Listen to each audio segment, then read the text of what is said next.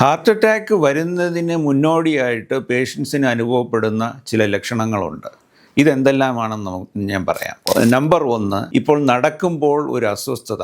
ഒരു 5 അടി അല്ലെങ്കിൽ 10 അടി നടക്കുമ്പോൾ ഈ ചില പേഷ്യൻസിന് നിൽക്കേണ്ടി വരുന്നു. അവർക്ക് ഒരു നെഞ്ചിൽ ഒരു ഭാരം അനുഭവപ്പെടുന്നത് ഇത് ഒരു ഹാർട്ട് അറ്റാക്കിനോട് മുന്നോടിയായിട്ടുള്ള ഒരു ലക്ഷണമാണ്. രണ്ടാമതായിട്ട് 2 പടി കയറുമ്പോൾ ഉണ്ടാകുന്ന ഒരു അസ്വസ്ഥത, അതായത് ശ്വാസം മുട്ടൽ, ഒരു നെഞ്ചിൽ അനുഭവപ്പെടുന്ന ഒരു ഭാരം, പിന്നെ മുന്നോട്ട് പോകാൻ ഇരിക്കേണ്ടി വരുന്നു.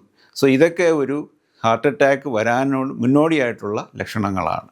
ഇതുകൂടാതെ ഈസി ഫെറ്റീഗബിലിറ്റി, പെട്ടെന്ന് തളർന്നു പോവുക, പെട്ടെന്ന് എന്തെങ്കിലും ജോലി ചെയ്തുകൊണ്ടിരിക്കുമ്പോൾ പെട്ടെന്ന് ഇരിക്കേണ്ടി വരുന്നു. പിന്നെ റെഗുലറായിട്ട് എക്സർസൈസ് ചെയ്തുകൊണ്ടിരുന്ന ഒരാൾക്ക് പെട്ടെന്ന് ഒരു അസ്വസ്ഥത, അതായത് നോർമലായിട്ട് പണ്ട് ചെയ്തുകൊണ്ടിരുന്ന എക്സർസൈസ് ചെയ്യാൻ പറ്റാത്ത ഒരു അവസ്ഥയാണെങ്കിൽ ഇതും ചിലപ്പോൾ ഹൃദ്രോഗത്തിൻ്റെ ഒരു ലക്ഷണവും ചിലപ്പോൾ ഒരു ഹാർട്ട് അറ്റാക്ക് വരാനോട് മുന്നോടിയായിട്ടുള്ള ഒരു ലക്ഷണവും കൂടെയാണ്.